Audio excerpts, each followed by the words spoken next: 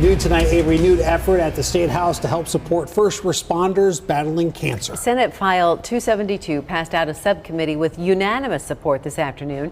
KCCI's Ophelia Jacobson is live at the State House tonight. Ophelia, this is very personal for a woman you talked to today. Yeah, Stacey and Ben, I spoke to a woman who lost her husband in 2024 to cancer. He was a firefighter who continuously showed up for his community, and now his widow says it's time for the state government to show up for first responders. It was his calling in life. That's what he was meant to do. Emily Broderick says her husband, Mike, loved being a firefighter. He was on the Des Moines Fire Department for 17 years. It wasn't, I have to go to my job. It's, I get to go to my job. The high school sweethearts were together for 30 years, married for 25.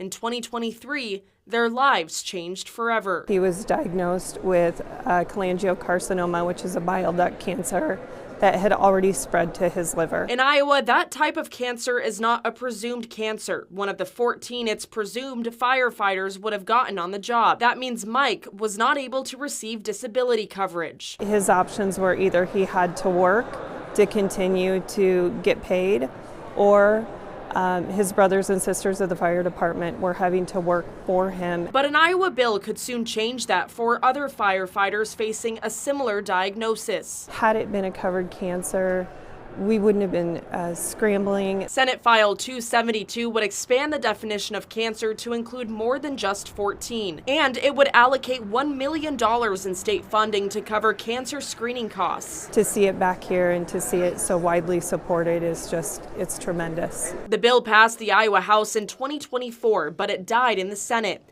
Wednesday, this year's version of the bill made it out of its Senate subcommittee hearing with unanimous support. I'm going to go ahead and sign it off with amendment. The bill now heads to a full committee hearing. Republican Senator Scott Webster says there are still some questions they need to answer. Whether or not the health insurance would cover them after they're retired, what those implications of costs would be to the cities and to the taxpayers. But he says stories like the Brodericks Heart-wrenching. serve as motivation. Makes you want to work even harder to try to get this bill done. I think he would have been very proud, which is the reason I'm here today. Emily knows her late husband is smiling down at her as she works to improve the lives of first responders. I can't give my girls' dad back to them. But what I can do is blaze a trail for all those future firefighters. And there is a sense of urgency to get this bill moving in the State House. It needs to pass through the full Senate committee by March 7th. That's that first funnel deadline. Live at the State House, Ophelia Jacobson, KCCI 8 News, Iowa's news leader.